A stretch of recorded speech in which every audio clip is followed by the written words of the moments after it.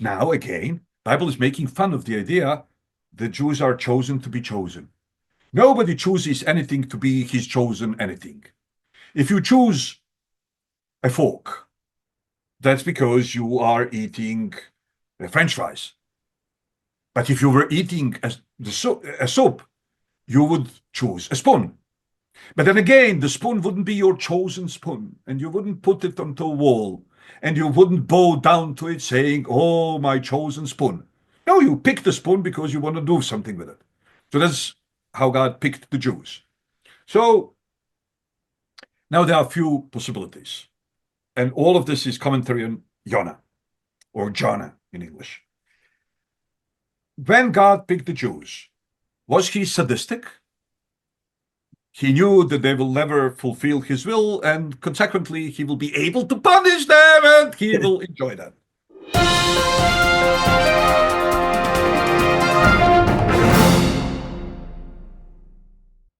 Hello everyone, my name is Božidar Prgonić and I have a pleasure to speak with Rabbi Eliezer Papo, who is senior lecturer at Ben Gurion University in Israel. How are you, Eliezer? How is in Jerusalem?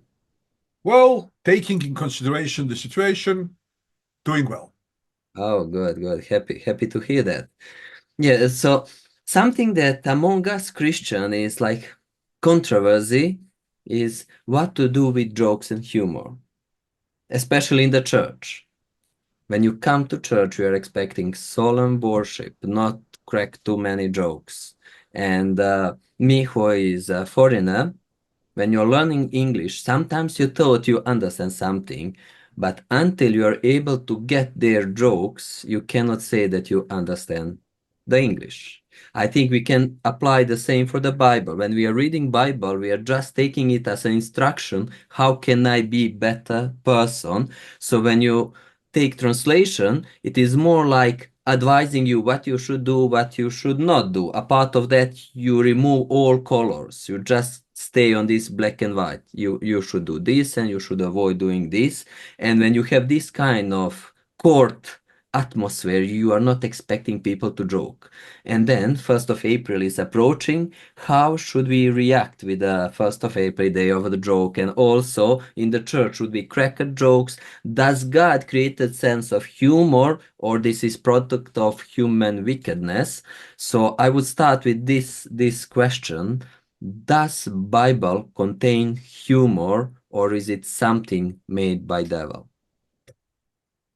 Well, first of all, Bible is extremely serious. It's so serious that it contains plenty of humor.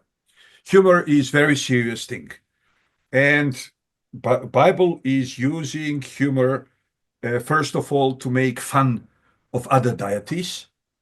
Like we can start with with an obvious example, um, Baal Zevuv, right? We know him by the name of Baal Zevuv, and people today don't really know that his original name is Baal Zevul, and Baal Zevul in Hebrew means the master of the universe.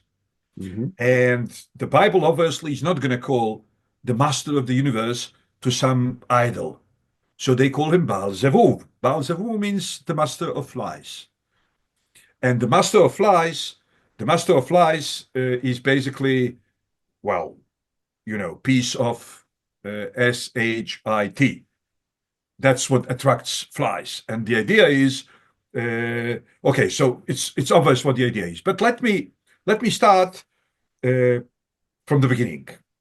From biblical point of view, God Himself is the writer of the first part of the Bible. He's the writer of 5 books of Moses. Uh, okay, but not only that he is a writer, he also appears in them as a person, as personality, right?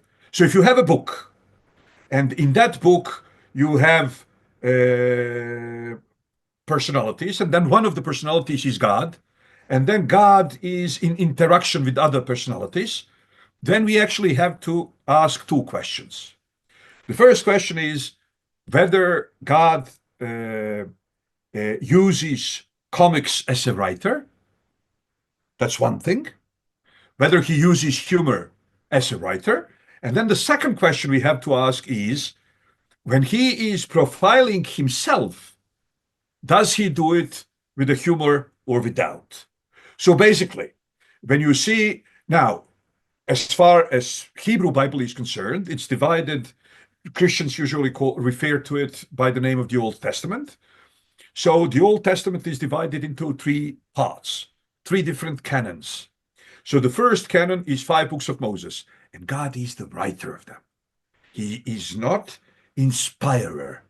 No, no, no. He wrote the book. Moses is only the pen God used to write that book.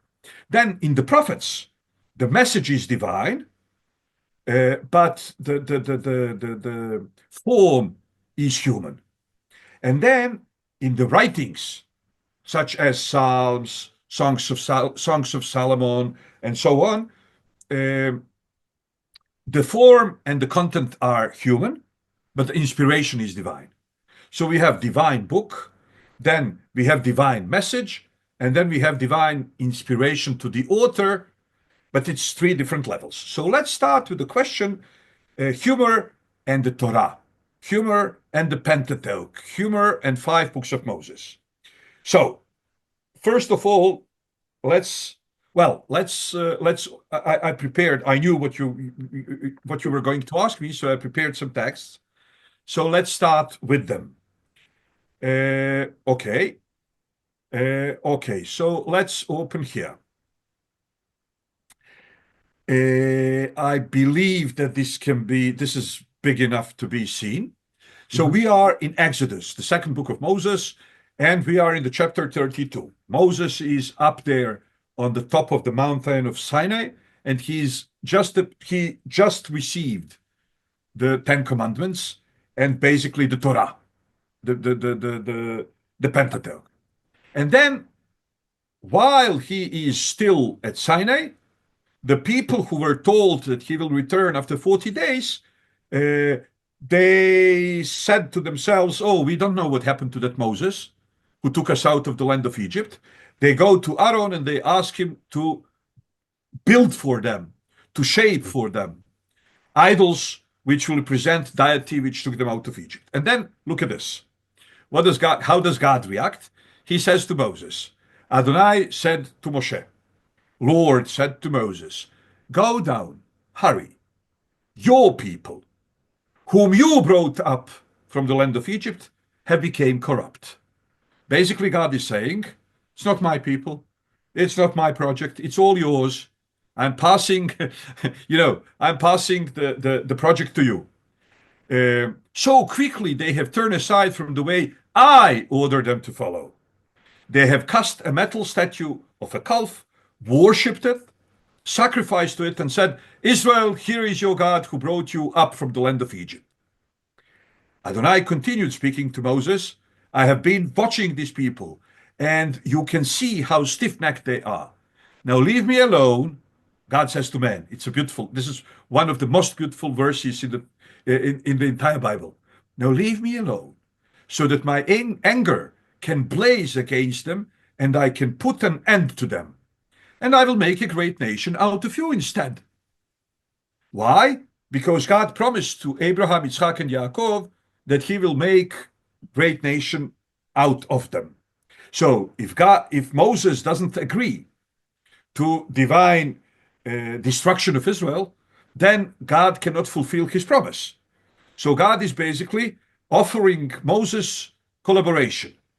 And he says, let me destroy them, and I can still fulfill the promise through you. And then Moshe pleaded with Adonai, his God.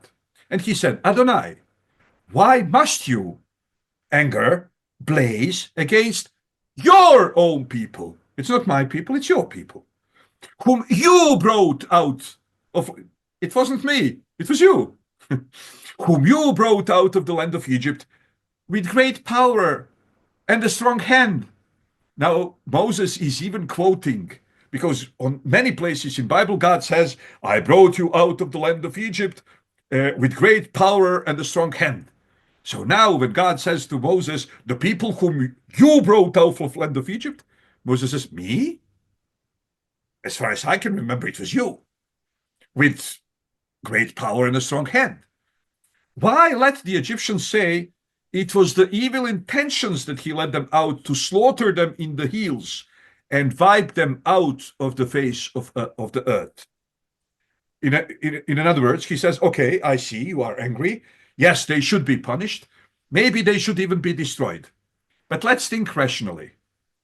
If you destroy them, you will destroy your own fame. What will the people around us say? Because, look at this, he says, turn from your fierce anger, relent, don't bring such disaster on your people. Remember Abraham, Yitzchak, and Israel, your servants, to whom you swore by your very self. You promised them, I will make your descendants as many as the stars in the sky, and I will give all this land I have spoken about to your descendants, and they will possess it forever. Basically, he's telling him, I'm not going to collaborate. So if you want to keep the promise, it's without me, right? But he's not saying this openly. So what we can see is that, first of all, what we can see is that God and Moses and God treat Israel as their child. So just as in a normal family, sometimes it's the father who wants to give up on child and the mother doesn't allow. And sometimes it's the mother who wants to give up on the child and the father doesn't allow. But they are both counting that the other one will not allow it. So he says, Adonai then changed his mind about the disaster he had planned for his people. Now we will switch to another place. This is the fourth book of Moses, Numbers 11, chapter 11. And it says, look at this is beautiful. Next, the mixed crowd that was with them grew greedy for an easier life. While the people of Israel, for their part, also renewed their weeping and said, if only we had meat to eat. We remember, and now look at this is beautiful. This is one of most human verses in the entire Torah. We remember the fish we used to eat in Egypt. It cost us nothing. Okay? And the cucumbers, the melons, the leeks, the onions, the garlic. But now we are withering away. We have nothing to look at but this man. Man is the bread which was falling from the heaven. So first of all, here I always like to tell the same story. It's a beautiful story. I had a friend in Sarajevo. His mother worked with my father at the secondary school of applied arts. And I knew that more or less at the time when I moved from Sarajevo to Jerusalem, this family moved to Zagreb. They were Jewish. And then all of a sudden, I meet the lady in Jerusalem, and I'm like, what are you doing here? And she's like, oh, we went to Zagreb, but I never loved Zagreb, so it's even better to be here. And I'm like, okay, so how do you like it here? And she says, well, they don't have plums for Knedelach. Okay, now I'm thinking, Yugoslavia in flames, Bosnia in flames. She left Sarajevo, went to Zagreb. She left Zagreb. She came here. And this is self-protection.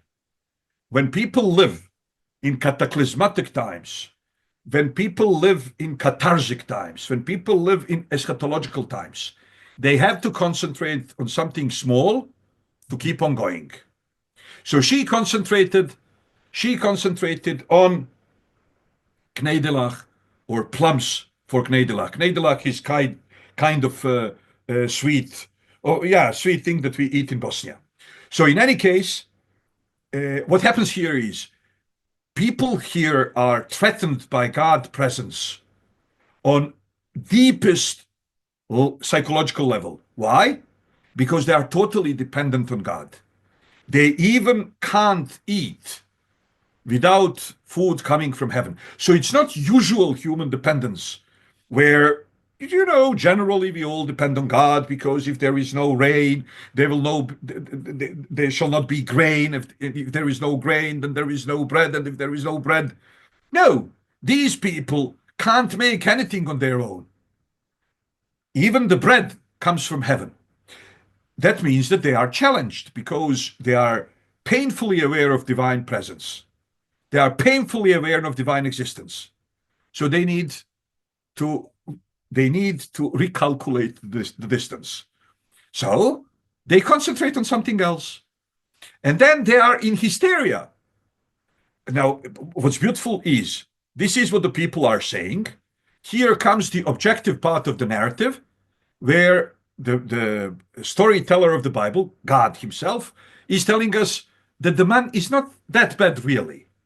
And it says the man, by the way, was like coriander and white like gum resin.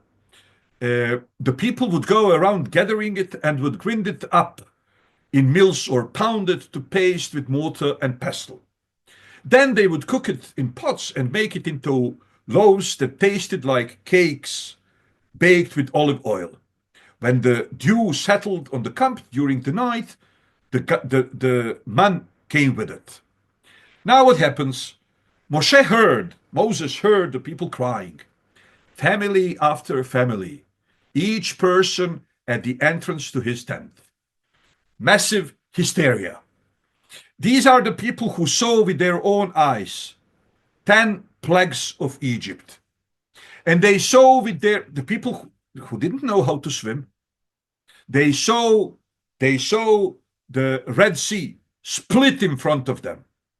They went through the sea the way you go through the tunnel. And now they want some onions. Now they want some cucumbers. Now they remember that fish was for no money in Egypt.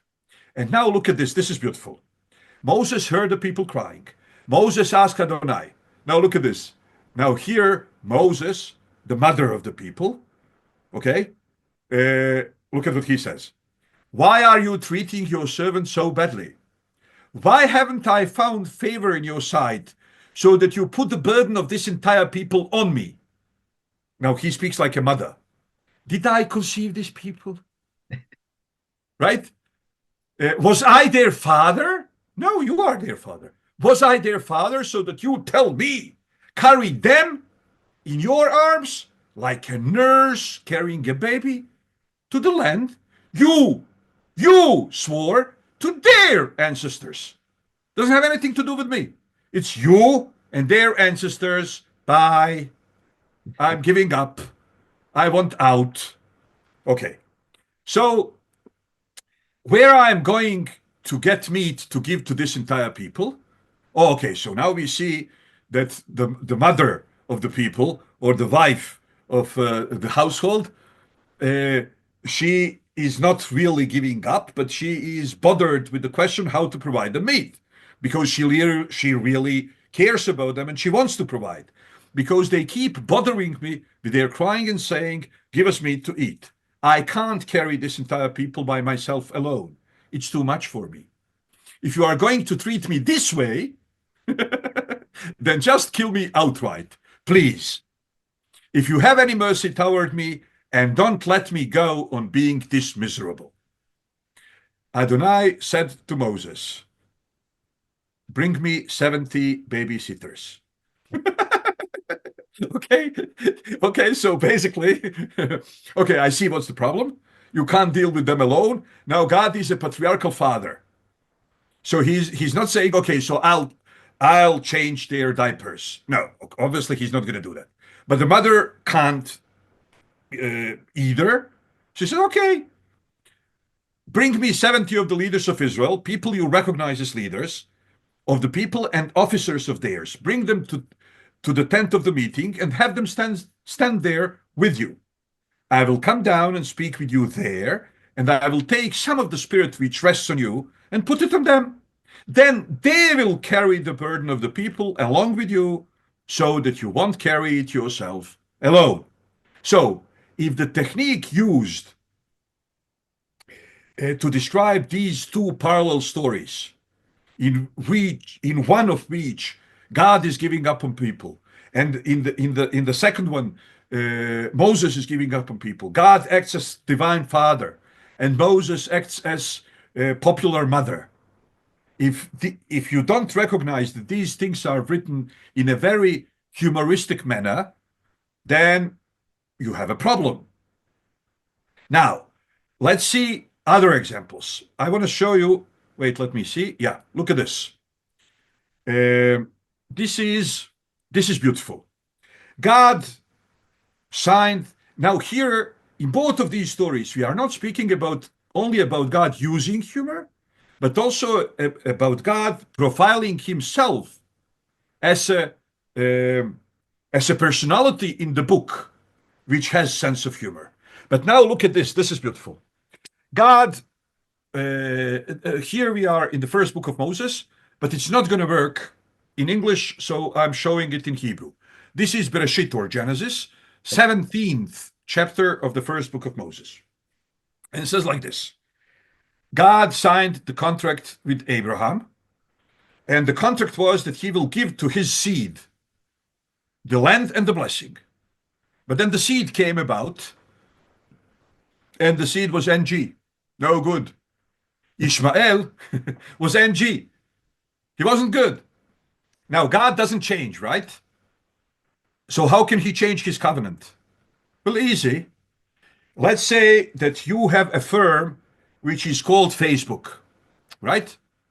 Then the candidate for the president of the United States wants to charge you with something, right? Then you change the name to Meta. Now you are new legal personality. Okay, but God doesn't change. Oh yes, but he can always change Abraham. So the book, the 17th chapter of Genesis says, and Abraham was 99 years old, and God appeared to Abraham, and he told him, "I am Almighty," right? And then he says, "Your name shouldn't be Abram anymore. It should be Abraham. So I'm adding you an age. And your wife, Sarah, she shouldn't be Sarah. She should be Sarai. Sorry, your wife, Sarai, shouldn't be Sarai. She should be Sarah. Okay, now you are not Facebook anymore. You are Meta. You are not Twitter anymore. You are X. Okay, now we are signing the new contract. What does the new contract says? And I shall give your seed the blessing and the land, and I shall be their God. So now there is a condition. So Ishmael didn't recognize God as his sovereign. So that's why Ishmael is kicked out. That's why God renews the covenant with Abraham and Sarah, but he renews it in a beautiful way. Why? Because after God basically gave Abraham the possibility to reign over the entire land of Israel. If you remember, after Lot was taken captive, just like Israelis, we have captives today, and Abraham comes with 316 commandos of his own, and he joins the war with few kings against other few kings, and he conquers the land. And he has the opportunity, basically, to become the king of the land. Instead, he gives everything back to the kings. And then God turns to Abraham and he says, Abraham, don't be afraid. To whom do you say, don't be afraid? You don't say, yeah. What do you say? To someone who is scared. Exactly. So why is Abraham scared? And what's the next thing that God tells him? Don't worry. Your salary is a great one. To whom do you say your salary is a great one? To one who believes that he's just about to be fired. And then Abraham discloses to us what was his problem. And he says, well, you are giving me all entire this land, and I don't have a seed. I don't have seed. And God tells, and who will inherit me? It's this guy Eliezer. And God says, no, who comes out of you, he will inherit you. And Abraham says, how do I know that I shall inherit it? And God is like, what the heck? I just gave you the entire country. You just inherited it today. You gave it up. I can give it back to you tomorrow. God says, you know what? Let's go to the lawyer. I'll sign in front of the lawyer. So, how does God make this beautiful joke? He says, okay, take the pigeon and the sheep and the calf and whatever, split them into two. Put two sides, two parts on two sides, and I will pass in the middle and take the oath. Now, in the ancient Middle East, when somebody took an oath, he would, if it was a very important thing, then people wouldn't believe that somebody would do that. So in order to prove that he will do it, he would split an animal into two. He would pass between the parts of the animal, and he will say, let happen to me what happened to this animal if I don't fulfill this thing. Today we go to a lawyer and somebody signs, right? You don't, for example, if you go to a bank and you take 500,000 pounds mortgage to buy an apartment, you don't need to kill a cow and to pass between two parts of the cow to impress the director of the bank. Why? Because the bank director says, just sign here that in case you don't return the money, the apartment is ours. So today we go to the lawyer. But at those times, there was no way to secure. So people would take an oath in such a way.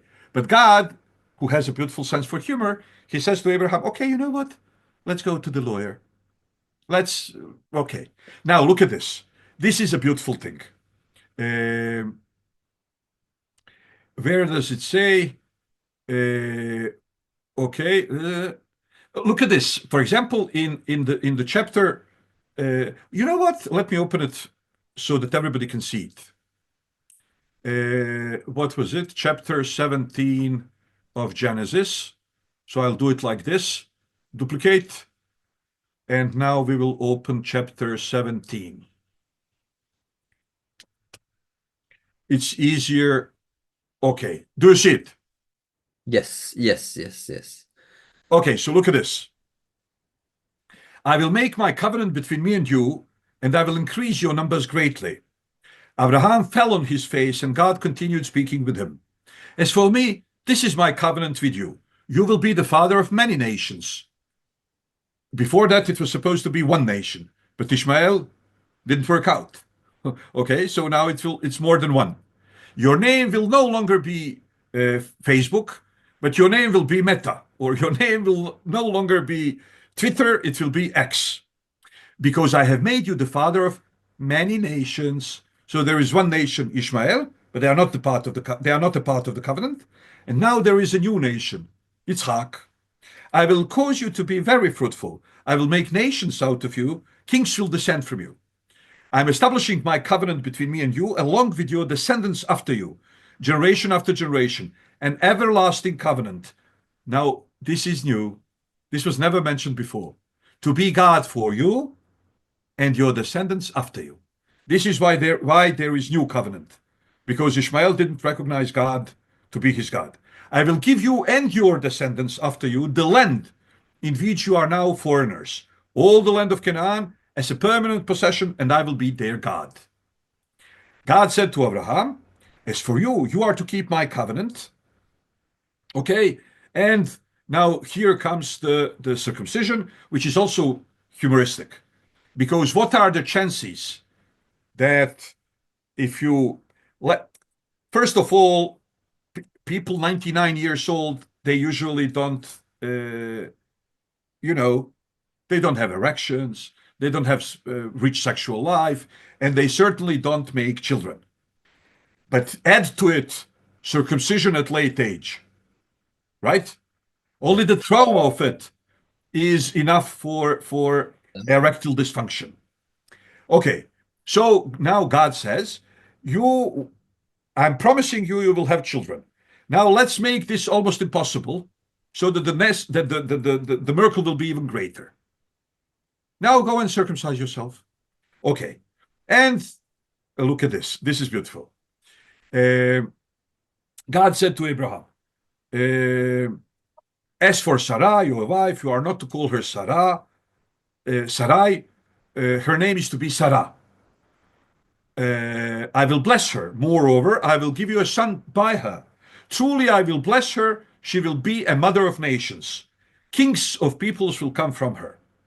At this, Abraham fell on his face and laughed. Now, how do you say laughed in Hebrew? Yitzhak. Yeah. Yitzhak. Okay. He thought to himself, will a child be born to a man 100 years old? Will Sarah give birth at 90? Abraham said to God, it's a beautiful thing that you are promising me this new son, but let Ishmael be alive in front of you. Right? So he says, if only Ishmael could live in your presence. God answered, no, but Sarah, your wife, will bear you a son, and you are to call him Yitzhak. He shall laugh. Why? Because Abraham laughed in his. So here God is making practical joke. You laughed when I told you you will have a son, so your son will be called a laughter. If this is not practical joke, again, I'm Queen of England.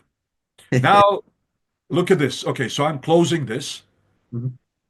I'm going back to here. Let's say Genesis 21.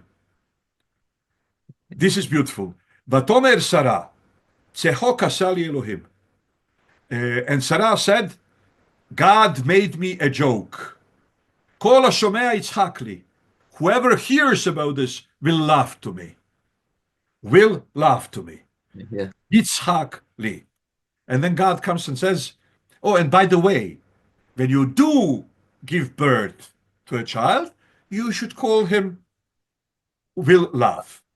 Because you said everybody will laugh to me. Okay, again, practical joke. But now look at this. This is Genesis 27. And we know the story. Yitzhak wants to bless Esau, and he sends him out to bring, to hunt, and to bring him delicious meal that he will be inspired and bless him for that. And then when you read the Bible in English, you cannot appreciate the Hebrew play of words. But in Hebrew, in chapter 27, in the verse 35, it says, Vayomer achi kara shemo Yaakov. And he said, well, that's why he's called Jacob. Vaya'akeveni ze pa'amayim. Now you see, Yaakov, Ya'akeveni. Okay, now that means he passed me from behind 2 times already. So Yaakov means to overtake, to pass from behind, right? Just like on the road. So he passed me from behind. So there is a connection between the name and the fact that Yaakov actually et bechorati lakach, he took my how do you call it in English? Primogeniture. Yeah, I really Firstbornness. Firstborn benefits or something like that. Yeah. Okay. So I believe there is a Latin term, primogeniture. And ve'ine ata lakach birkati. And now he took even my blessing. Okay, now look at this. Esav said, his name, Yaakov, really suits him because he has supplanted me these 2 times. So Yaakov means supplanter, the one who supplants. Okay, because he has supplanted me these 2 times. He took away my birthright, and here now he has taken away my blessing. Now, let's switch to let's switch to chapter 32. Mhm. And this is the very known place where Jacob is struggling with an angel. Now, let's try to understand this. He got up that night. He took his 2 wives, his 2 slave girls, and his 11 children, and forded the river of Jabbok. He took them and sent them across the stream. Then he sent his possessions across, and Yaakov was left alone. Then some men wrestled with him until daybreak. When he saw that he didn't defeat Yaakov, he struck Yaakov's hip socket, so that his hip was dislocated while wrestling with him. The man said, "Let me go, because it's daybreak." But Yaakov replied, "I will not let you go until you bless me." Now, what does that mean, until you bless me? Now look at this. The man asked, "What's your name?" How is this blessing? Because until you bless me, then then you say, "Well, bless be you, Bozidar." Yes, yes. But instead of that, guy says, "What's your name?" And he answered, "Yaakov, supplanter, the one who passes from behind." Now he says, "From now on, you will no longer be called Yaakov. You will no longer be called the one who overtakes, the one who passes from behind, because you have shown your strength to both God and man and have prevailed." Okay? Yaakov asked him, "Please tell me your name." He asked the man, the guy, the angel. But he answered, "Why are you asking about name?" And blessed him there. Now, how is this blessing? How is this blessing? How is this blessing related? First of all, this translation here is not extremely good. Oh, okay, sorry. Here I switched. I skipped this one. The man said, "From now on, you will no longer be called Yaakov, but Israel." So you will no longer be called supplanter, the one who passes from behind. You will be called Israel. Now, what Israel means? The So, one who goes straight on divine path. So Yaakov, Israel, these are 2 oppositions, right? So until now you were called cheater, but from now on you will be called righteous. So bless me doesn't mean bless me. Bless me means recognize that the blessing is mine.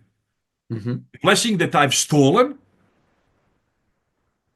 it was wrong. But I was right to wish for it. And I was right to strive for it. I just didn't got it in the right manner. But you should see by now that I've paid for my sins.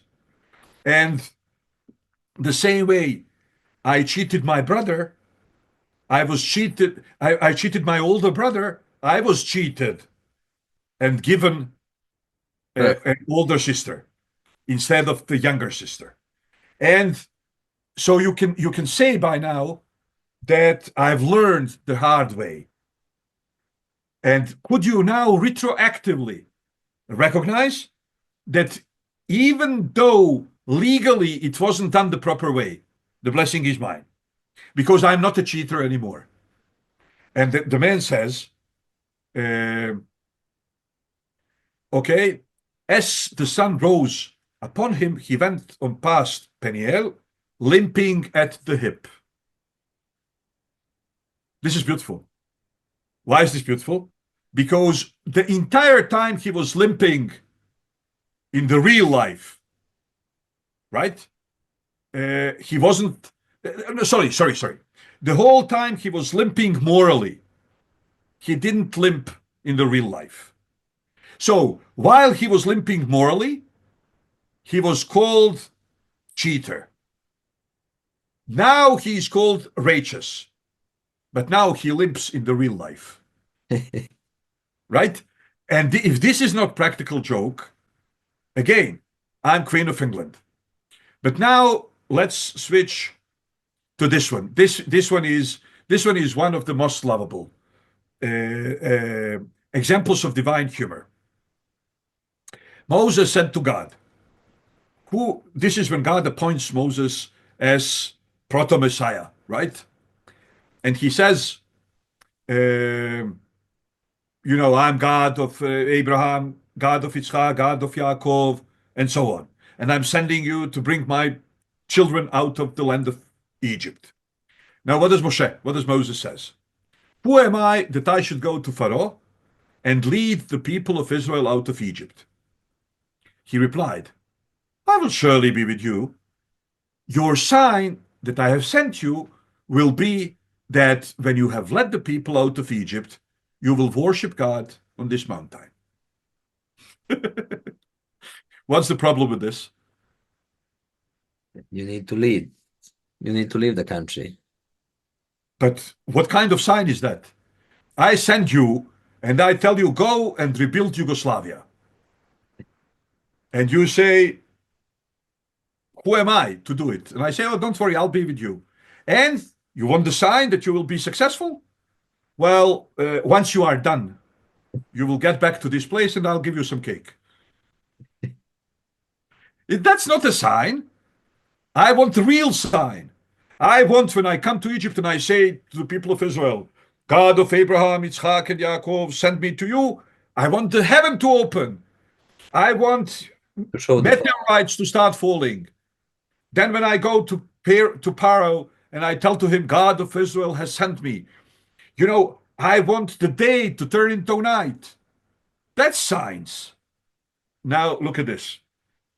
Moses said to God, after God told him, this is the proof that I have sent you, you will be successful and we will meet here after everything. And that's the proof. So look at Moses. He says, Moses said to God, look, when I appear before the people of Israel and say to them, the God of your ancestors has sent me to you, and they ask me, what's his name? What am I to tell them? Now, this is catchy. And people in the West can't really grasp this because they think in a Western way. They don't think in ancient Middle Eastern Egyptian way. Now we have to understand Moses is an Egyptian prince. So Moses thinks in Egyptian manner, where if you have the name of God, you have power over God. So give me your name. And then, because if you think about it rationally, this is not a password. Why? Because Moses is Jewish, just like everybody else. So if the Jews know the name of God, and Moses knows the name of God, it's no proof. Because he's Jewish just like that. And then, if Jews don't know the name of God, and Moses knows the name of God, it's no proof. Because I come and I say, Kuzumuzu sent me to you. And you say, who? So this is not speaking in a Western manner. This is speaking in an Eastern manner, where to have the name of God is to have power over God.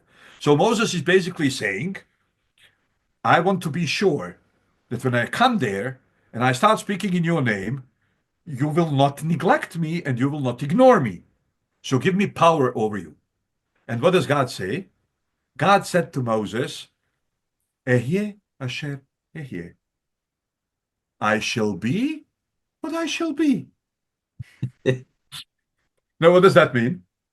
You can't have power over me because I'm absolutely sovereign. I'm absolutely sovereign. I'm absolutely sovereign. That means that I myself don't know what I will choose to be. As an absolutely sovereign being, I can pick in any moment what I feel to do. So there is no way you can know my name. Right. And he added, no, God starts loving his own joke. And then he says, here is what to say to the people of Israel.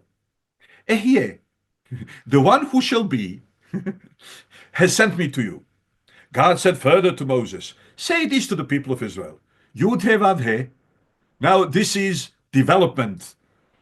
Okay, so first of all, we have to understand that according to archaeological excavations, the name Yud-Heh Vav-Heh was in use amongst the Midianites. Moses is married with the daughter of a Midianite priest.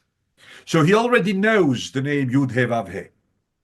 Now God is making play of words because Yud He Vav He is how the Midianites refer to God.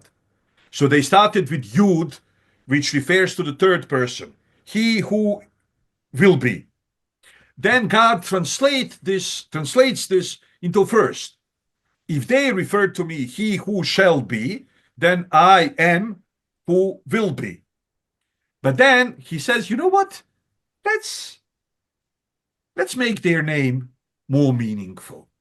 And now all of a sudden, Yud He Vav He, the Tetragrammaton, doesn't mean anymore what it meant amongst the Midianites. In Hebrew Bible, it receives the new meaning. It's play of words on all three different times: future, past, and present. So Yud He Vav He basically means the one who was, the one who will be, who was, and who is. Again, this is a joke. This is a joke on Moses' beliefs. Moses believes that he can have power over God if he has a name, and God teaches him in a humoristic way that that's impossible because he himself doesn't know what he will be in next given moment. Now, this is, and we spoke about this, but being the fact that you are actually a reverend, they say in English, right? You are actually a reverend of a Seventh-day Adventist church, I believe, right? Yes. We are Seventh-day Adventist Church. Then something beautiful to underline about Shabbat. When God says, I will be what I will be, I can't promise you what I will be. Right? This runs totally against the Greek concept of God. Greek concept of God is so perfect that he is imperfect. What does that mean? God is so perfect that he became imperfect, like plusquamperfect, imperfect, aorist, the past tenses. Why? Because Greek God cannot change. So the Greek philosophy says, God is perfect. If God is perfect, he cannot change his mind. So if God ever wanted to create world, that means that God always wanted to create world. Because it is impossible to conceive that God would not want to have world, and then in certain moment would change his mind and want the world. So if God always wanted the world, God will also in future will for the world to exist for eternity. So world is eternal. Why? Because ever since God exists, his will exists, and his will was that there should be world, and world exists since then. And since God doesn't change, his will doesn't change, therefore the world is forever. And then Hebrew God, or the God of the Bible, we celebrate the creation on the seventh day. We don't celebrate it on the sixth day of the week like Muslims. Muslims celebrate Friday. On Friday, the animal world and the humans were created. So fauna and human world humanity were created, and Muslims celebrate creation of fauna and humanity. Now, Christians, besides Seventh-day Adventists and the Jews, obviously, the Christians celebrate the first day of creation. God created the heaven and earth, and God said, let there be light. Now, the Jews and the Seventh-day Adventists celebrate Shabbat, just like the Bible demands. What's the idea of Shabbat? The idea of Shabbat is that, yes, God created the world, but even Greek God can do that. That's not what makes him God. What makes him God is that he can stop creating. He is absolutely sovereign. Now, we don't grasp how can you be perfect and sovereign at the same time, right? But there's a beautiful Bosnian joke about that. We have those two characters, Suljo and Mujo, So there is a joke which says Sulio asks Muyo, and he says, "What's this?" And he says, "I don't know. You tell me." He says, "I don't know either, but here it comes again." So, I don't know, but here it comes again. The Hebrew Bible says we do know that God is perfect, but we don't think that we need to immobilize him in order to make him perfect in our mind. We know that he is two things parallelly. He is perfect and he is sovereign. And being sovereign, he is alive and he can pick whatever he picks. And this is very, very, very, very biblical concept. God is absolutely sovereign. But now, speaking of Jacob, I want to show you a beautiful, speaking of Jacob becoming Israel, or cheater becoming righteous, or overtaker, right, becoming the one who goes straight. This is a verse from Hosea. Hosea chapter 14, verse 10. And it says, look at this. The introduction to the verse is even worse than the rest of the verse. It says, let the wise understand these things, and let the discerning, the people who understand, know them.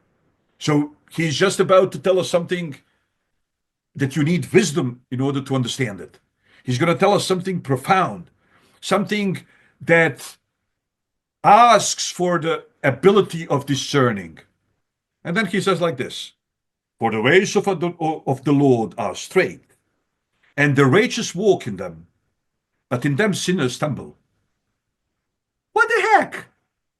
If you were to tell me, sorry, that the divine ways are full of curves, and still, however, the righteous people will walk in them, I would say, wow, in spite the curves they are walking. But what's the big deal? The ways of the Lord are straight, and the righteous walk in them, but in them sinners stumble. How do you stumble on something straight? How do you stumble on something straight? The promise would be the ways are curved, but still, though, the righteous people will walk them. But no, the ways are straight, and the righteous will walk in them, which is like good morning, right? But in them sinners stumble. Oh, okay.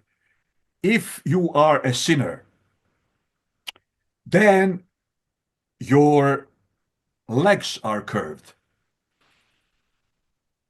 And then when the way is straight, there is a problem. A sinner with his curved legs can walk better on a curved way, but he falls and stumbles when the way is straight.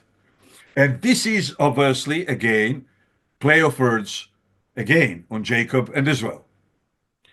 But now let's go to the cherry. Let's go to the cherry. The cherry is you never knew, but there is an entire book in the Hebrew Bible which is humoristic. From the first to the last letter, the entire book is humoristic. And people don't know it. Why? Because They don't know Hebrew. exactly, they don't know Hebrew, but not only they don't know Hebrew, they don't have the spirit with which to get to the book. Because if I give you now the red hat, and I tell you that this is the most profound metaphysical wisdom of ancient people, it will be hard for you to understand that I was lying and that this was actually a fairy tale. Because you will look for symbolism and you will say the wolf means this and the red hat means this and the grandma means this and the hunter means this and this and that. But the solution is much easier. The solution is much more simple. It's a fairy tale. Now, people take the Bible to be the book of history. It's not the book of history. Now, people take Bible to be, for example, when people open the first chapter of the Bible, they think it's about divine recipe for the creation of the world. Well, it's not. How do we know it's not? Because it's not a recipe book. God is not Biden. He's not forgetful. He's never gonna forget how he created the world. He also doesn't have aspirations for us to create other worlds. And he's not writing a recipe book. But what he is writing, he's writing a book of Weltanschauung, you say in German. In other words, the book which will provide you the right, the righteous outlook, the righteous way of understanding the world. So the entire story of creation of the world is subjugated to Shabbat. Why? Because Shabbat is the way to underline that God created the world, but he still runs it. And he can stop doing creation because he's absolutely sovereign. So people, when I say that people don't know how to get to the book, is they don't recognize. First of all, Bible is literature. Even when it's legal book, and even when it's philosophical book, and even, or let me put it this way, even when it deals with law, and even when it deals with philosophy, and even when it deals with metaphysics, it's always literature. There is not a single book, there is not a single chapter in a single book, there is not a single verse in a single chapter in a single book, which is not literature.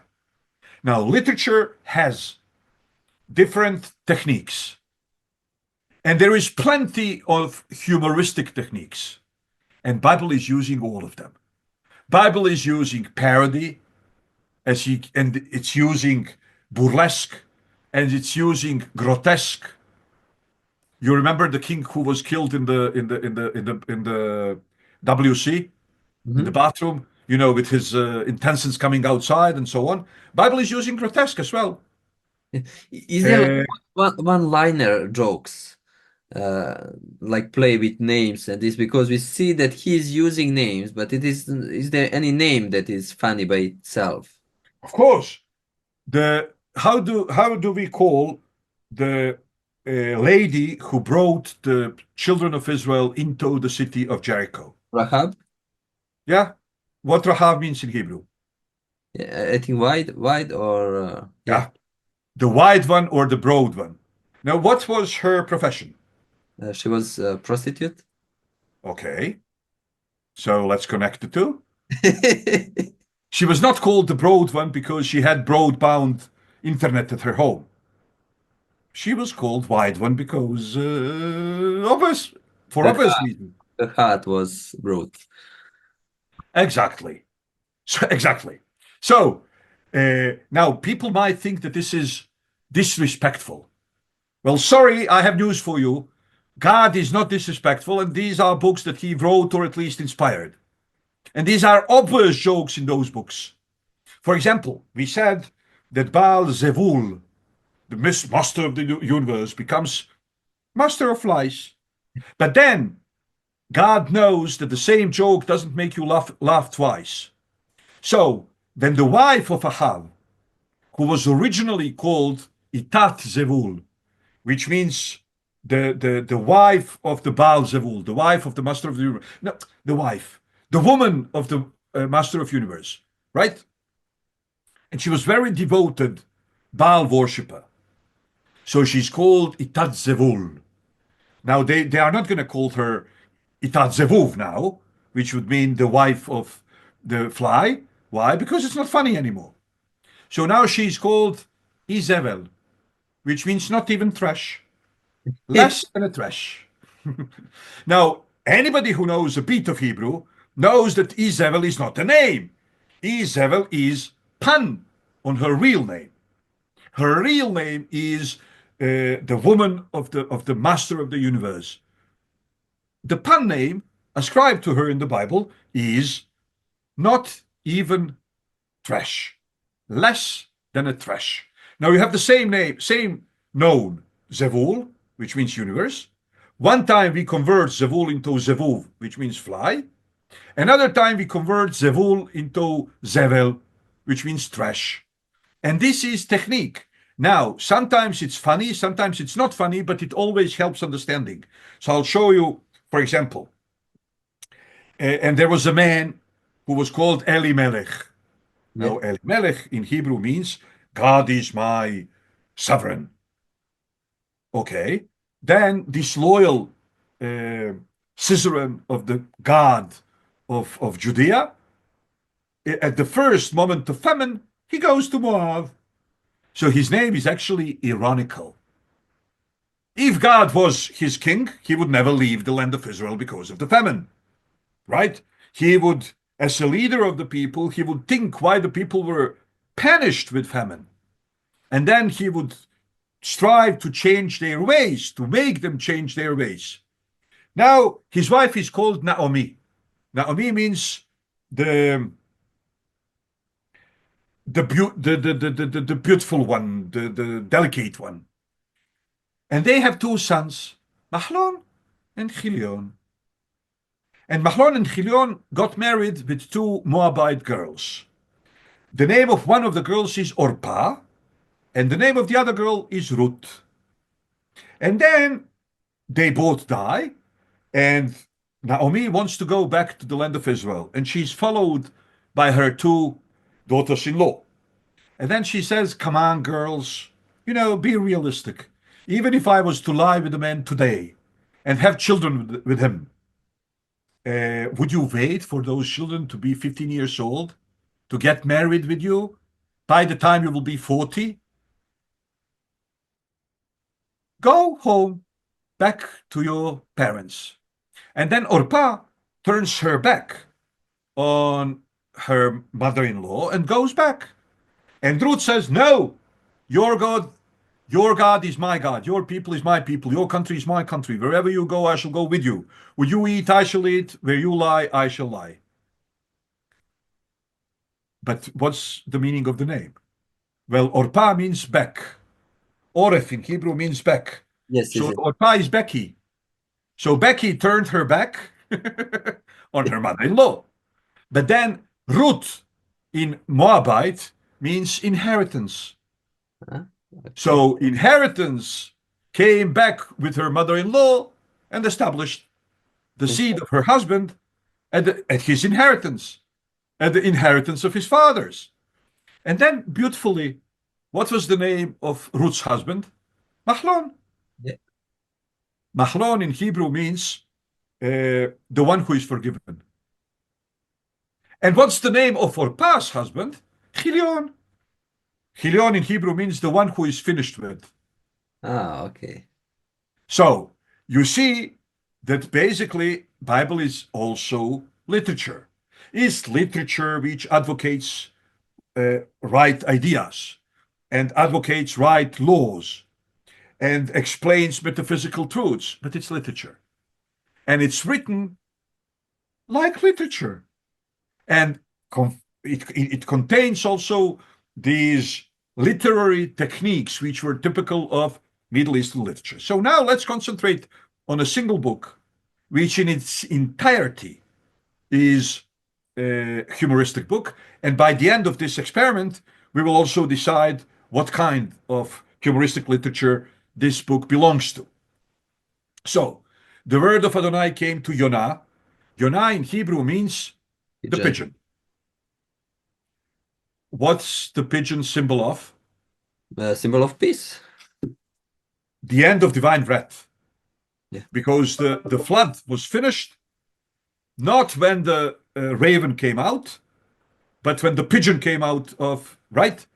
So this is what's important. Symbol of the end of divine wrath. So even before we started reading the book, we know that divine wrath will end. Because Jonah means pigeon. And pigeon symbolizes the end of the flood, not the beginning of the flood. Okay, so the word of Adonai came to Jonah, the son of Amittai, or in English, the word of Lord came to pigeon, the son of truth lover. So now we have two things, right? On one side, we see that Jonah is supposed to be the symbol of peace, the symbol of end of divine breath. But on the other side, he is, how to call it? He is anxious. Mhm. Okay. Set out for the great city of Nineveh. Now, what does Nineveh mean in Hebrew? It is pond of fishes, something like that. Yes, oasis of fish. Now, oasis of fish, but then Jonah doesn't go, and then the fish swallows him.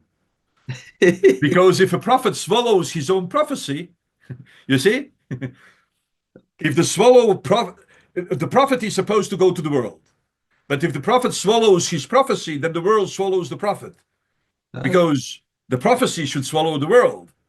But if you swallow the prophecy, then the world swallows you. Okay, so, and proclaim to it that their wickedness has come to my attention. But Jonah, in order to get away from Adonai, which is like, what? This is obviously a parody on the very idea of the prophet, because we have two reactions when the God promotes somebody to become a prophet. We have two typical reactions. One reaction is, who am I to go? And then God says, don't worry, I'll be with you. Or the other reaction is, here I am, send me. But there is no such a thing as, I'm not telling you, but I will just fly away.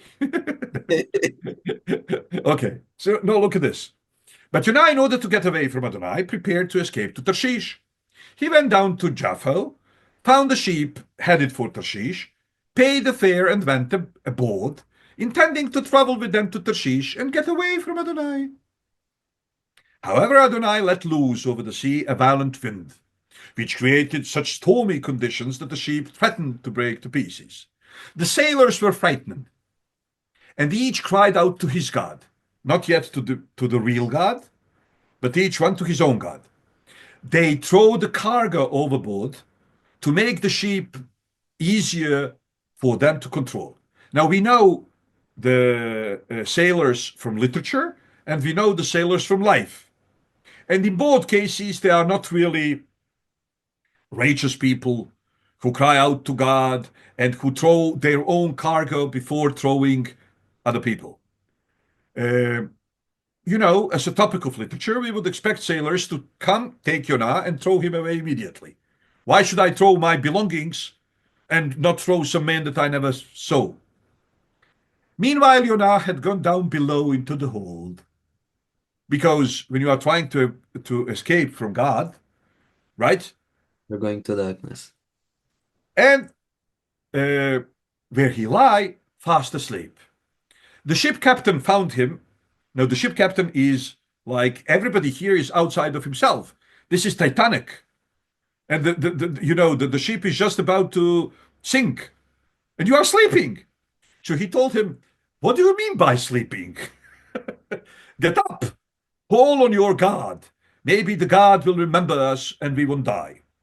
Then they said to each other, come. Now, the sailors, they want to establish in impartial, consequently non-subjective, consequently objective way, who is the one at whom God is mad. So, come, let us draw lots to find out who is to blame for this calamity. Now, they don't say the ship is ours, so it's not us who are guilty. Let's throw the strangers. No, they say let's objectively establish, semi objectively, or the closest thing to objectively, decide who is.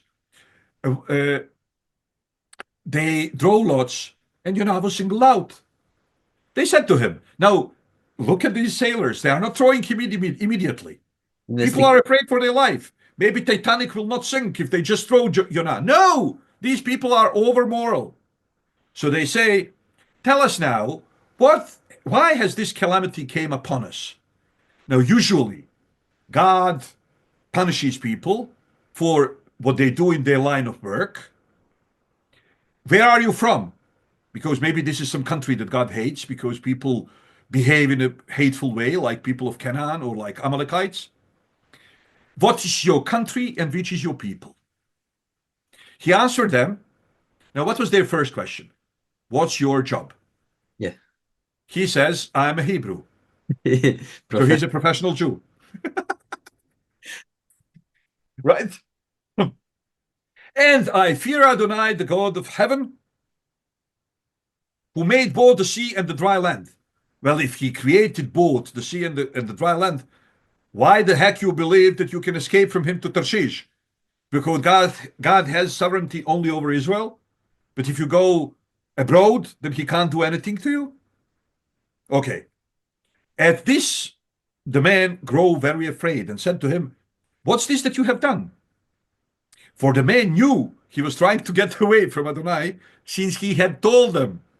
Now, what he told them is a total absurd. He says, I'm serving God, but right now I don't feel like that.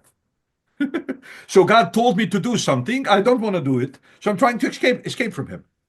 Well, then you are not serving God. Right? Okay. They ask him, what should we do to you? Now, even after he admitted that it's because of him, and he told them why, still they are not throwing him. So they say, what should we do to you so that the sea will be calm for us? For the sea was getting rougher all the time. This is the narrative of the Bible. For the sea was getting, right? Narrator of the Bible. Pick me up, he told them, and throw me into the sea.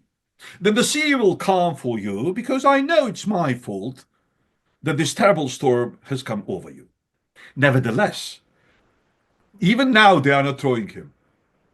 The men rowed hard, trying to reach the shore. But they couldn't because the sea kept growing wilder against them. Finally, they cried to Adonai.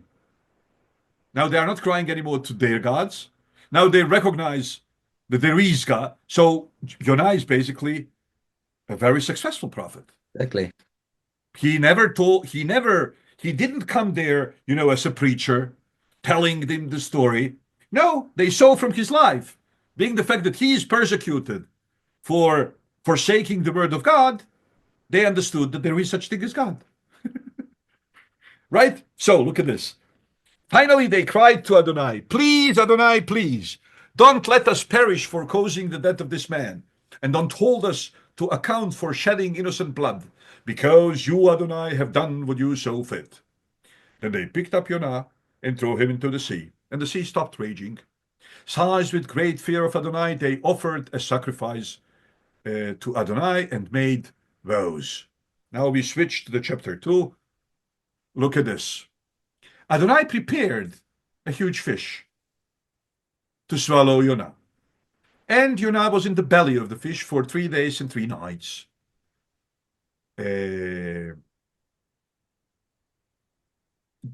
What do you do? What did you do when the fish swallowed you last time? I have to cry immediately to God. Save me from this. But Jonah? No. He's waiting 3 days for God to repent. But God wouldn't repent. God is stubborn.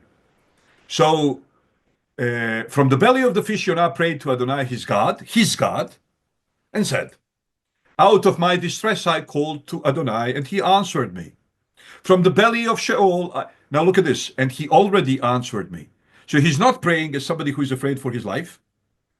He's praying as a spoiled child who knows that at the moment he eats the how you call it?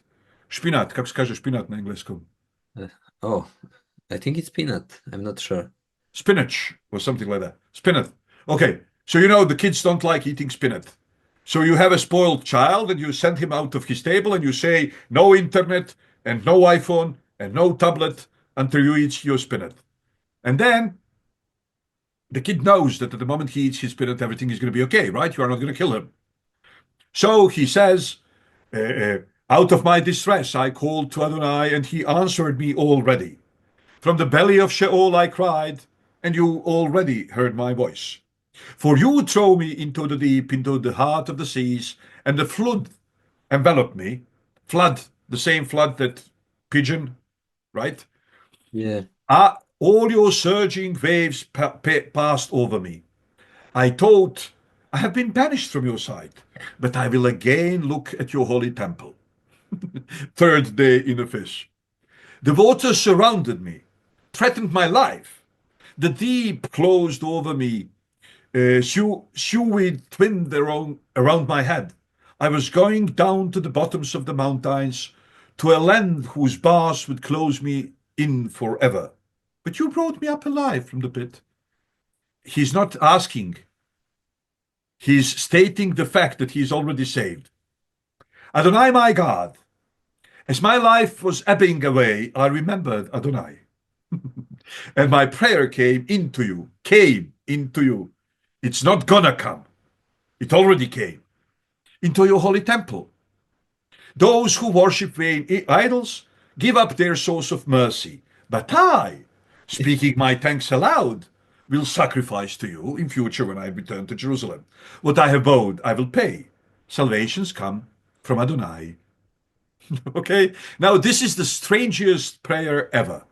No sign of distress whatsoever. He is totally sure that he is already saved because he just decided to eat his spinach. And then the word of Adonai came to Jonah a second time. Set out for the great city of Nineveh and proclaim to it the message I will give you. So Jonah set out and went to Nineveh, as Adonai has said. Now, Nineveh was such a large city that it took 3 days just to cross it. So it's like New York. You know, it's 5 boroughs, not only Manhattan. This is 5 boroughs of New York. Now, Nineveh was such a large city that it took 3 days just to cross it.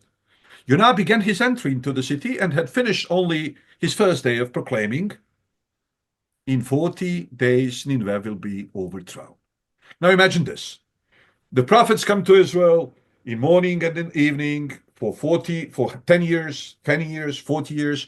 Nobody hearkens to them. Nobody listens to them. But Jonah, not so. He's total stranger in the city. Nobody ever saw him. It's a huge city. It's New York. Now, Jonah is at Manhattan. He stops at the corner of 5th Avenue and 37th East. And he says, Od 40 yom v'Nineveh ne'epachet, 5 words. 40 days more and Nineveh shall be destroyed. And then the buzz in Manhattan stops. Everybody believes him immediately. Right? When the people of Nineveh believed God, this is the most successful prophet in history. First of all, he convinced the people on the boat. Now he convinced the people of Nineveh. But he never preached to them 10 years. He went silently for 1 day walking distance, stopped on a single spot, and said a single sentence. And what happened? Jonah began his entry into the city and has finished 1-way walk and proclaimed, in 40 days Nineveh will be overthrown. When the people of Nineveh believed God, they proclaimed a fast and put on sackcloth, from the greatest of them to the least. When the news reached the king of Nineveh, now what do we expect the king to say? Who the heck is Jonah? Bring him to me. Then Jonah is supposed to say, God of Israel has sent me to you. And the king is supposed to say, God? I'm the God here. But look at this. When the news reached the king of Nineveh, he got up from his throne, took off his robe, put on sackcloth, and sat in ashes. Doesn't need even to see Jonah. He believes immediately. He then had this proclamation made throughout Nineveh. By decree of the king and his nobles, no person or animal, herd or flock, is to put anything in his mouth. When is the last time we heard about animals fasting? Never. Never. To eat nor drink water. They must be covered with sackcloth. Come on. Sackcloth on a man makes sense, right? Because we have delicate, sensitive skin. And then instead of silk and instead of whatever you put, when you put something like sackcloth or whatever is the English word, which I don't know how to pronounce, sackcloth. When you put sackcloth, it's like Utah, right? So it's hurting you basically. But how does it help a cow? How does it help a sheep? Right? No, but the king says they all should dress sackcloth and they all should stop eating and drinking. They must be covered with sackcloth, both people and animals. And they are to cry out to God, right? Especially the sheep, with all their might, right? Especially the cows. Let each of them turn from his evil way, especially the, I don't know, the bulls, and from the violence they practice. I'm as violent as a sheep, right? Who knows? Maybe God will change his mind, relent and turn from his first anger, and then we won't perish. Then God saw by their deeds that they had turned from their evil way. He relented and didn't bring on them the punishment he had threatened. Now, for the first time in history of prophecy, we have a successful prophet. Non-successful prophets were happy with their lot because they were serving God. But Jonah, the only successful prophet in the history of prophecy, is not happy with his lot. But this was very displeasing to Jonah, and he became angry. He prayed to Adonai. Now, this is first time in history that somebody is praying that God should destroy. Not that God should not destroy, but rather that God should destroy. So, now Adonai, didn't I say that this would happen? When I was still in my own country. That's why I tried to get away to Tarshish ahead of time. I knew you were a God who is merciful and compassionate, slow to anger, rich in grace, and that you relent from inflicting punishment. Now he's converting all divine effects into defects. This is first time in the history of biblical literature that merciful, compassionate, slow to anger, rich in grace, relent from inflicting punishment are considered to be God's misgivings. So basically, he's telling him, well, I was right, you see, because I knew you were never going to destroy them. Because I knew that you were a God who is merciful and compassionate, slow to anger and rich in grace, and that you relent from inflicting punishment. Therefore, Adonai, please, just take my life away from me, because if you are not going to kill them, then kill me. It's better for me to be dead than alive, because you made me a fool. You made me come to the city and tell them a single time, a 5-word sentence. And then they all repented, and now I'm a fool. Now I'm an idiot, because you are not destroying Nineveh. Adonai asked, is it right for you to be so angry? Okay, this is one of the most Anglican sentences in the entire Bible, right? Because God over here speaks just like Archbishop of Canterbury. Is it right for you to be so angry? Dear, indeed.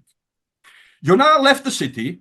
Now Jonah believes that God will make repentance, that God will repent and destroy Nineveh. So full of hope, he goes to the hill which oversees Nineveh and waits for Nineveh to be destroyed.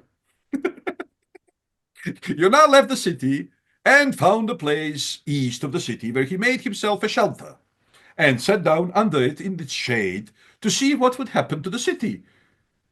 Adonai, God, prepared a castor bean plant and made it grow up over Jonah to shade his head and relieve his discomfort. So Jonah was delighted with the castor bean plant. So wait, just 5 minutes ago, you asked to be killed.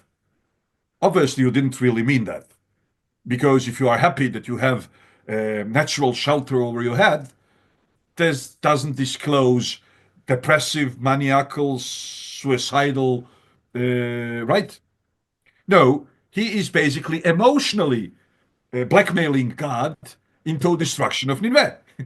And that's why he pretends to be on verge of suicide, but he is actually happy when Castor Bane plant shelters him. But at dawn the next day, God prepared a worm, which attacked the castor bean plant so that it dried up. Then, when the sun rose, God prepared a scorching east wind, and the sun beat down on Jonah's head so hard that he grew faint and begged that he could die, saying, I would be better than dead than alive. God asked Jonah, again in the manner of Archbishop of Canterbury, is it right for you to be so angry about the castor bean plant? He answered, yes, it is right for me to be so angry that I could die. This sounds like Monty Python Flying Circus already. Adonai said, you are concerned over the castor bean plant, which cost you no effort. Now let's remember the fish which didn't cost anything in Egypt. You didn't make it grow. It came up in a night and perished in a night.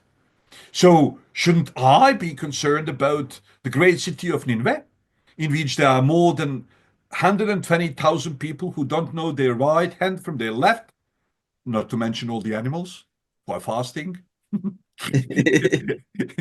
Okay, so now, how do we call this literary genre? You don't have to be professor of literature to recognize that there are two main genre that this book belongs to. So it is obvious that it's humor present here. Yes, but how do we like would we call the genre? The genre? Sarcasm? No. Oh. Parody. Parody. Oh, yes, parody.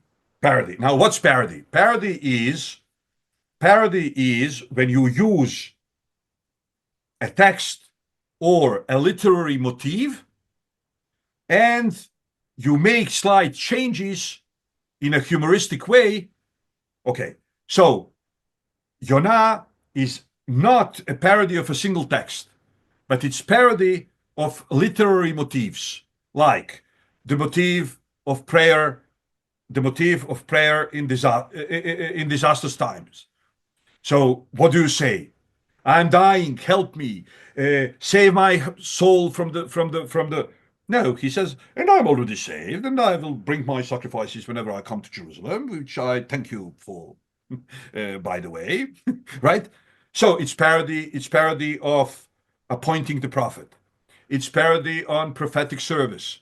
It's parody on. It's parody on. It's parody on, and so on. Now, so am I diminishing the Holy Bible? Am I making fun of the Holy Writ? Am I disrespectful to the Holy Scripture? Not more than God himself, obviously, because he is the one who inspired the book. What's the idea of the book? First of all, the book is making fun of Jewish ethnophilitism. Now, coming from Balkans, you know what's ethnophilitism. Ethnophilitism is when somebody believes in special value of his own people. Now, yes, one of the main themes of the Bible is that Jews are chosen, but they're not chosen to be chosen. They're chosen to do a thing. Now, the fun part of it is that the parody of Jonah is actually when Moses, I have to show you this verse. Actually, I will ask you to find it. Okay. That's when Moses prays to God.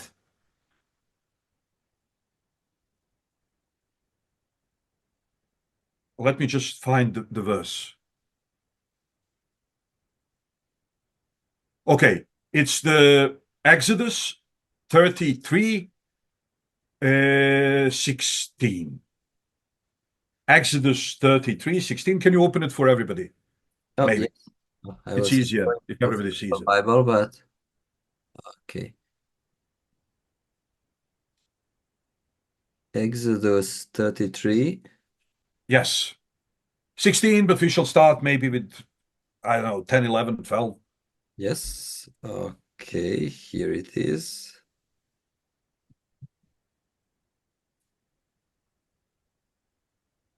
Okay. Uh,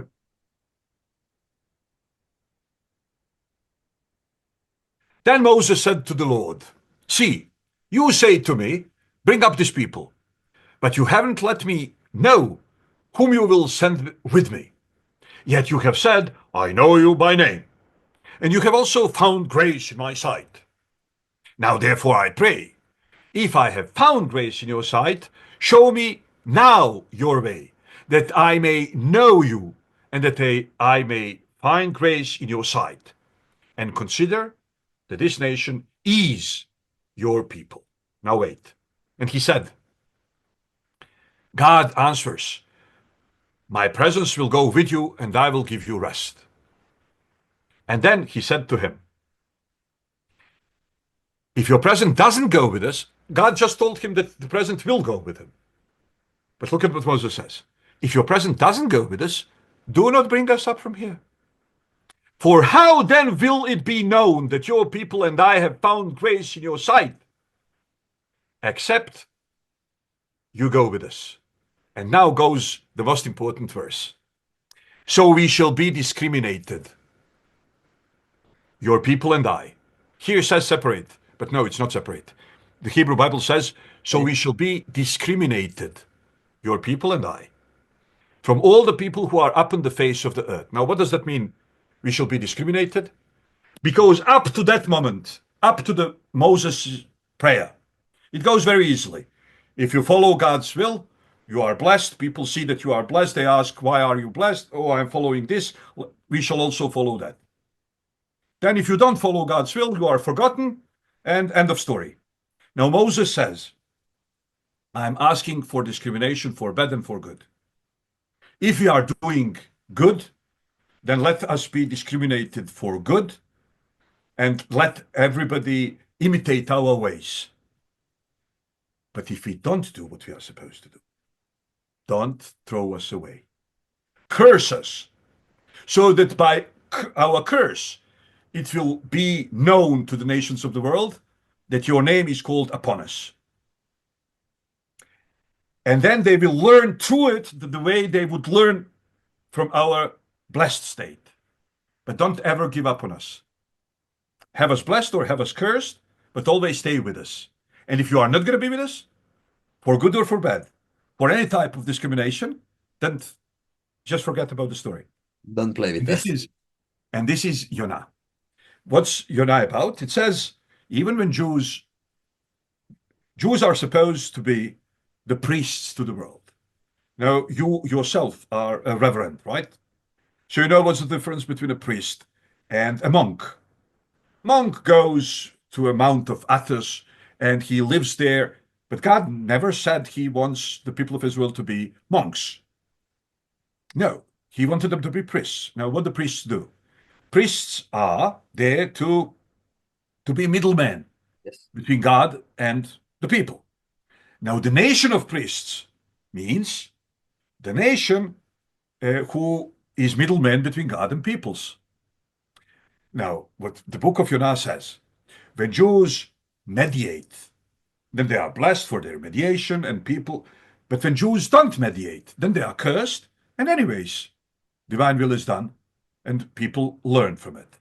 So the sailors learned from Jonah's misbehavior more than they would ever learn from his behavior.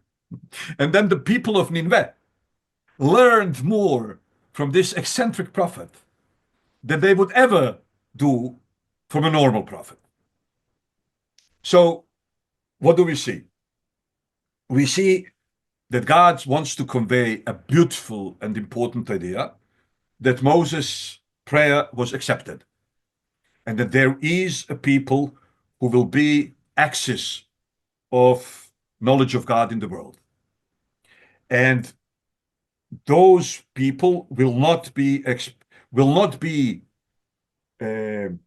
left over to circumstantiality, but they will always be either obviously blessed or obviously cursed.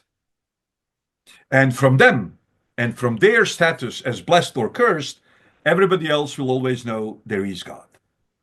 There is a story that Napoleon once asked Metternich, I believe, or something like that. I can't remember he said, is there any proof that God exists? And the other guy told him, the Jews.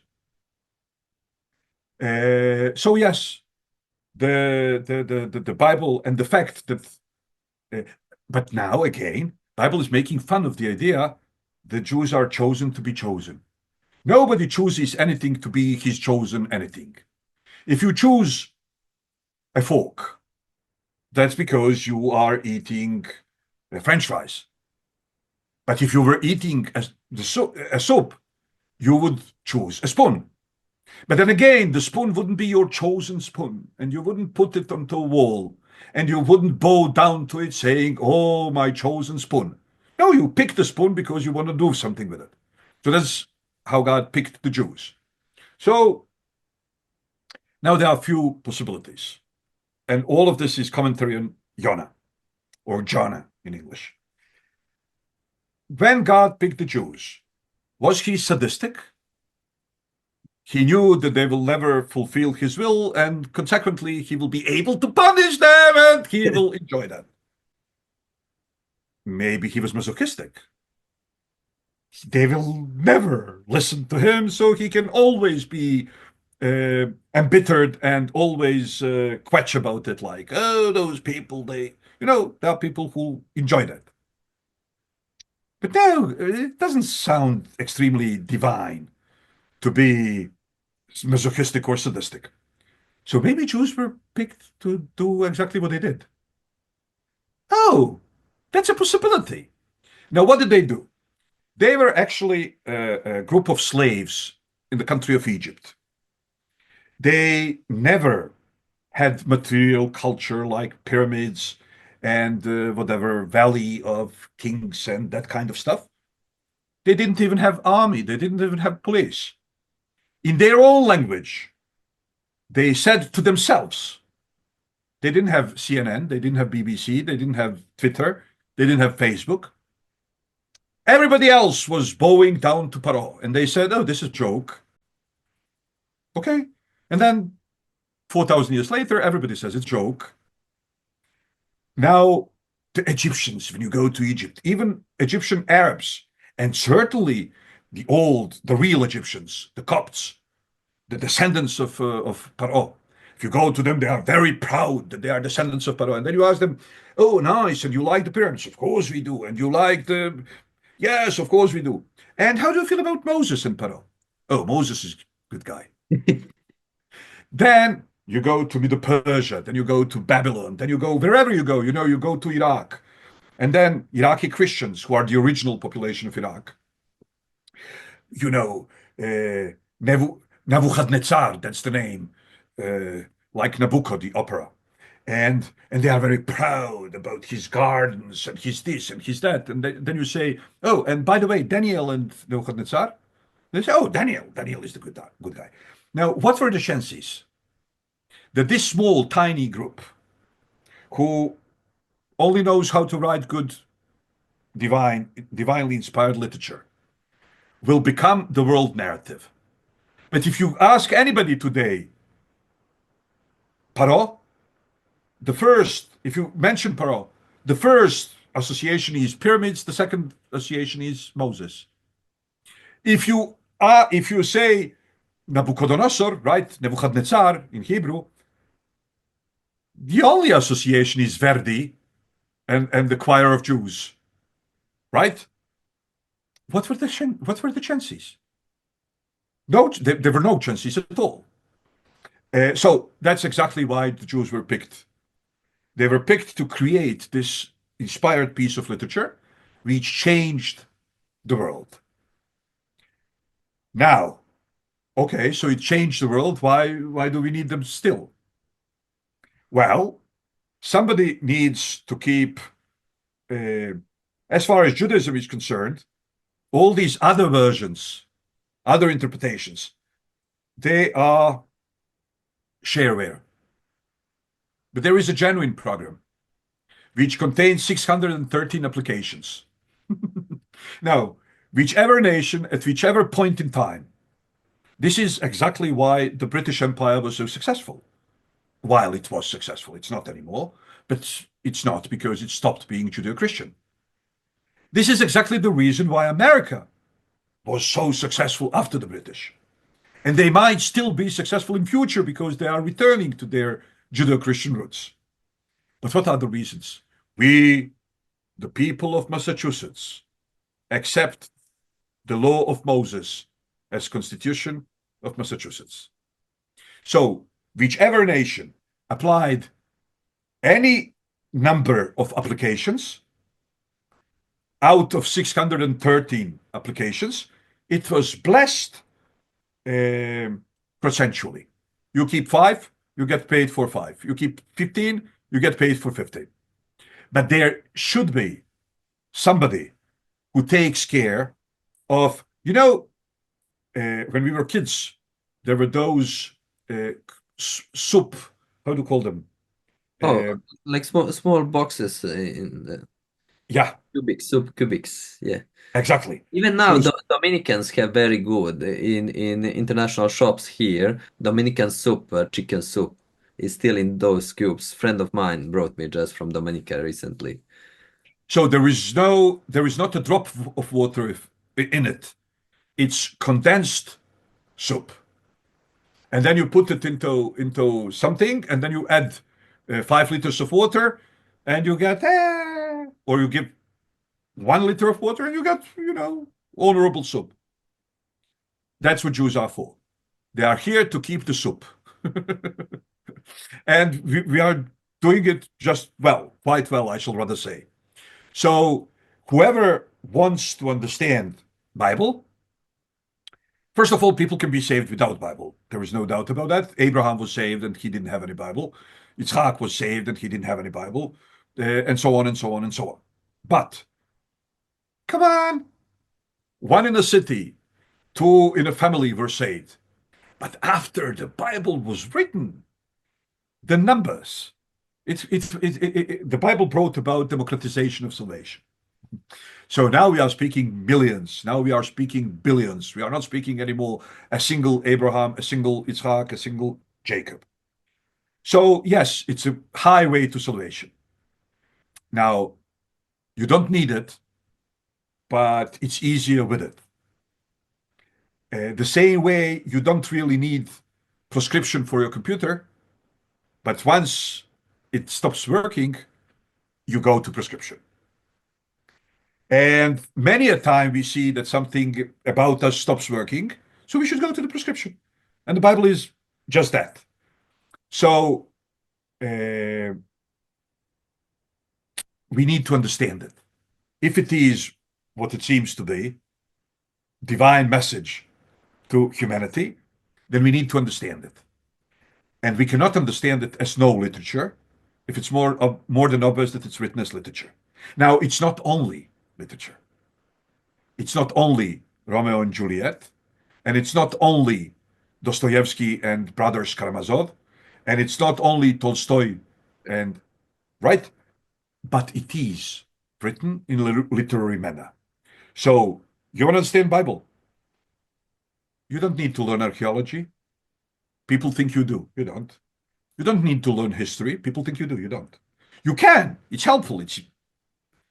But literature is like 40% of instruments to understanding the Bible.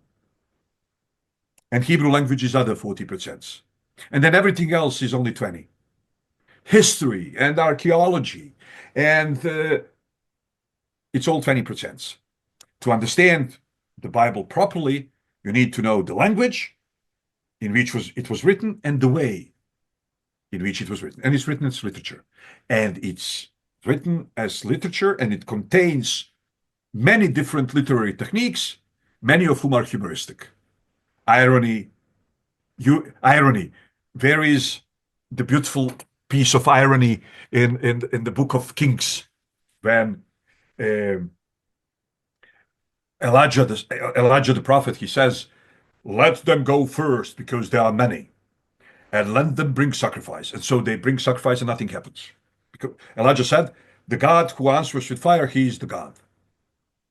And then noonish, around noon, Elijah comes and says, "Why don't you scream more? Because he's God.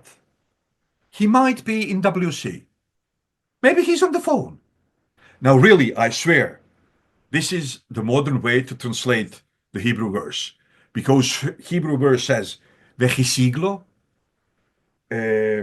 maybe he is under immediate duress.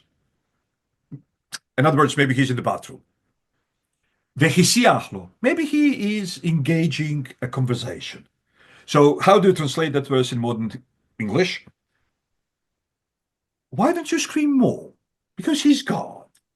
He might be in WC or in the middle of phone conversation. But he's certainly God. That's irony. What's irony? Irony is when you are saying A, but you have in mind Z. Okay? So that's irony. So we have everything.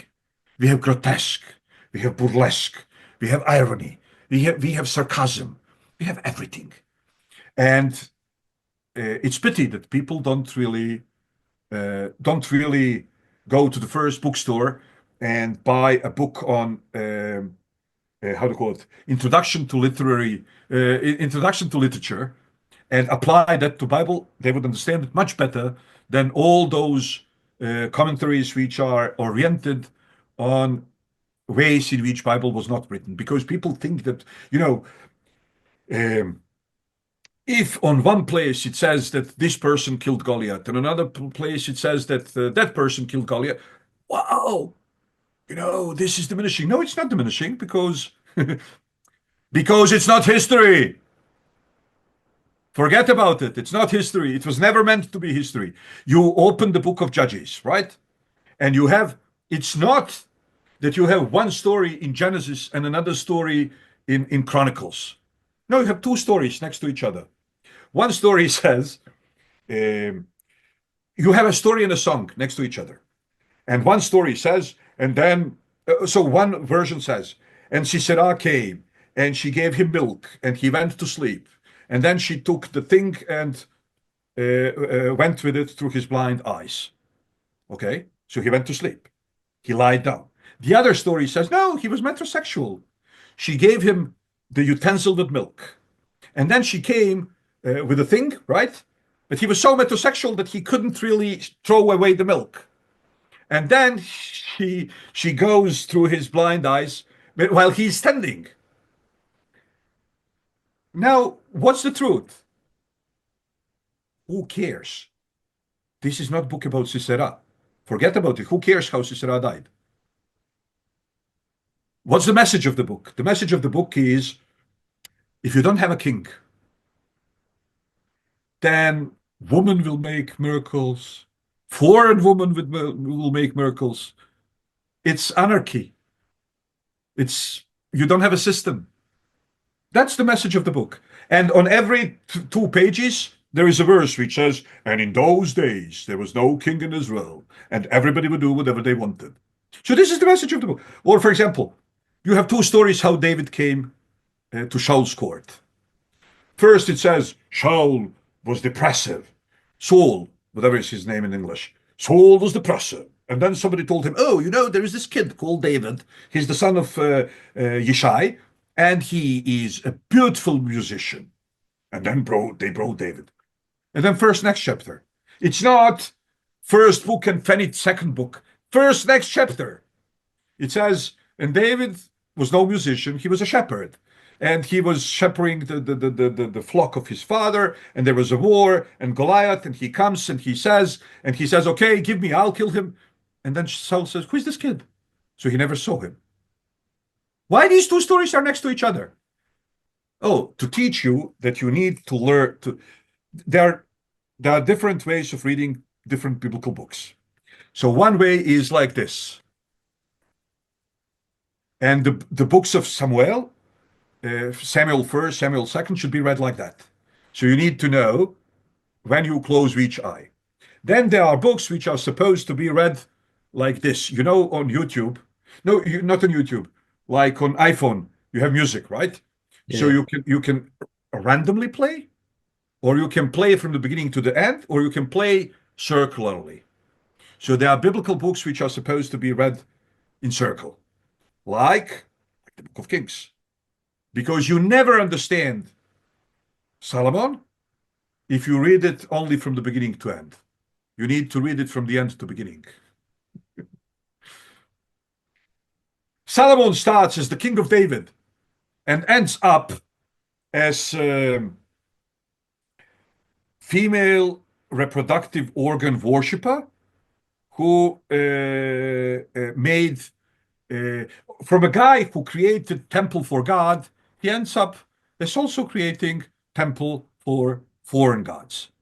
But if you read it only this way, you don't get it. So you have to read from the end to the beginning, and then again from the beginning to the end.